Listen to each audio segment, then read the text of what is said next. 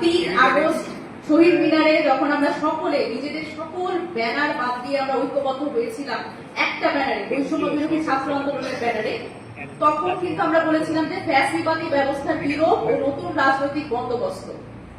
আমরা 5 আগস্টে বলছি যে আমাদের স্বাধীনতা, আমাদের দ্বিতীয়বারের মতো আমরা স্বাধীনতা অর্জন করেছি, যদিও এটা নিয়ে অনেক বিতর্ক, অনেকেই মানতে চান না যে কেন আমরা এটাকে স্বাধীনতা বলছি। স্বাভাবিকভাবেই অনেকে এটা বুঝতে পারবেন না যে কেন আমরা এটাকে স্বাধীনতা বলছি, কারণ গত 7-8 বছর যারা আসলে আওয়ামী রেজিমের এই স্বৈরাচারের নিপীড়ন সহ্য করে নাই, তারা আসলে বুঝবে না কেন আমরা এটাকে দ্বিতীয় স্বাধীনতা বলছি।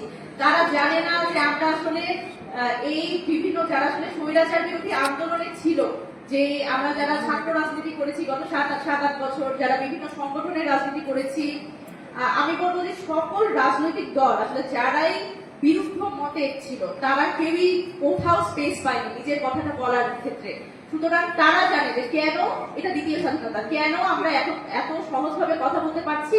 এবং দেখেন, যারা এটাকে বলছে যে এটা দ্বিতীয় স্বাধীনতা না, তারা তো আসলে সবসময়ই নিজেদের সুবিধাটা আদায় করে নিয়েছে, সেটা যেই রাজনৈতিক দলই হোক।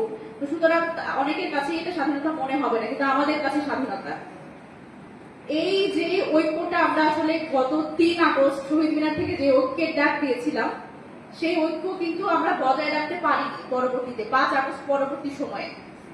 দেখেন, 5 আগস্টের পরে যখন এই সরকারটা গঠিত হলো, আপনাদের কিছু ভেতরের কথা বলি। সেটা হচ্ছে, আমরা প্রথমে আমাদের বলা হয়েছিল যে আমরা কেন বিপ্লবী সরকার গঠন করলাম না, এই ধরনের প্রশ্ন অনেকের মধ্যে আছে। আমরা বিপ্লবী সরকার গঠন করিনি কারণ আমাদের মনে হয়েছে আমাদের সামনে হচ্ছে বাংলাদেশটা সবচেয়ে আমাদের গুরুত্বপূর্ণ, এবং বাংলাদেশের এই ঐক্যটা বিভিন্ন রাজনৈতিক দল এবং ফ্যাসিবাদ বিরোধী আন্দোলনে যারা সক্রিয় ছিল তাদের অবদান তো আমরা অস্বীকার করতে পারি না। আমরা বিপ্লবী সরকার গঠন করলাম না, আমরা জাতীয় সরকার গঠন করার কথা বলেছিলাম, কিন্তু যে বিশেষ রাজনৈতিক দলের কথা বলা হয়, আমরা ইনিয়ে বিনিয়ে বলি, এখন তো ওপেনই আমরা বলি, সেটা হচ্ছে তারা রাজি হয়নি, তারা জাতীয় সরকার রাজি হয়নি, এখন তারা অনেক ধরনের কথাবার্তা বলেন। তো সেই জায়গা থেকে দেখেন, আমরা এখন ঐক্যের কথা বলছি। আজকে এই প্রোগ্রামে আসলে সকল রাজনৈতিক দলের অংশগ্রহণ আমরা এক্সপেক্ট করেছিলাম, হয়তো তাদের কোনো একটা কারণে তারা আসতে পারেন নাই।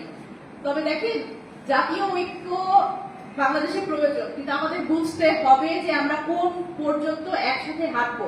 এবং আমাদের নিজেদের 5 আগস্ট পরবর্তী সময় দেখেছি বিভিন্ন রাজনৈতিক দলের নিজেদের আইডিওলজি আছে, নিজেদের রাজনৈতিক এজেন্ডায় আমরা বিভক্ত হয়ে গেছি। কিন্তু আমাদের তো বুঝতে হবে যে কোন কোন ইস্যুতে আমরা আসলে এই ঐক্যে থাকবো। দেখেন, আমাদের সামনে আছে বিচার, আওয়ামী লীগের বিচার চান না বাংলাদেশের কোন রাজনৈতিক দল। এবং আমি যদি বলি, বাংলাদেশের আপামর জনগণ যারা 5 তারিখে এই ফ্যাসিবাদকে পতিত করেছে, একটা সরকারকে পতিত করেছে এবং হাসিনাকে পালিয়ে যেতে বাধ্য করেছে, তাদের মধ্যে কোনো অনৈক্য আছে? হাসিনার ব্যাপারে কোনো অনৈক্য আছে কিনা? হাসিনার বিচার চান না বাংলাদেশে এমন কোনো মানুষ আছে কিনা? বাংলাদেশে এমন কোনো মানুষ নাই, এমন কোনো রাজনৈতিক দল নাই। তারপরেও আমরা দেখি যে বড় রাজনৈতিক দলের মধ্যে বিশেষ রাজনৈতিক দলগুলো আসলে দিনের মধ্যে যতবার এই নির্বাচনের কথা বলেন, তারা ততবার বিচারের কথা বলেন না, তারা শুধু নির্বাচনের কথা বলেন। দেখেন, নির্বাচন কিন্তু কে চায় না? নির্বাচন আমরা সবাই চাই, আমরা যতগুলো রাজনৈতিক দল আছি। নির্বাচন আমরা চাই জন্যই তো এনসিপি আজকে। স্বাভাবিকভাবেই আমরা নিবন্ধনের কথা চিন্তা করছি, আমরা স্বাভাবিকভাবেই দল গঠন করলাম। এটা সবচেয়ে গুরুত্বপূর্ণ কাজই হচ্ছে নির্বাচন। দল গঠন তো আমরা করলাম এই কারণে। সুতরাং অনেকেই আমাদের বিতর্কিত করতে চান যে আমরা আসলে নির্বাচন চাই না বা নির্বাচন পেছানোর কথা বলি। প্রধান উপদেষ্টা স্পষ্ট ভাবেই বলেছেন যে নির্বাচন ডিসেম্বর থেকে জুনের মধ্যে করার একটা পরিকল্পনা আছে, আমাদের এই ক্ষেত্রে কোনো দ্বিমত নাই। কিন্তু এটা বুঝতে হবে যে অভ্যুত্থান পরবর্তী বাংলাদেশে আসলে নির্বাচনটাই একমাত্র গণতন্ত্র না। দেখেন, অভ্যুত্থানের আগে যখন ফ্যাসিবাদ বিরোধী সকল রাজনৈতিক দলগুলো আমরা রাস্তায় আন্দোলন করেছি, বিএনপি আন্দোলন করেছে, তখন নির্বাচন চাওয়া একরকম, এবং অভ্যুত্থান পরবর্তী সময়ে সংস্কারবিহীন নির্বাচন চাওয়া আরেক রকম। সংস্কারবিহীন নির্বাচন মানে আরো একটা ফ্যাসিবাদের উত্থান, আরো একটা ফ্যাসিবাদ কায়েম করার অপচেষ্টা।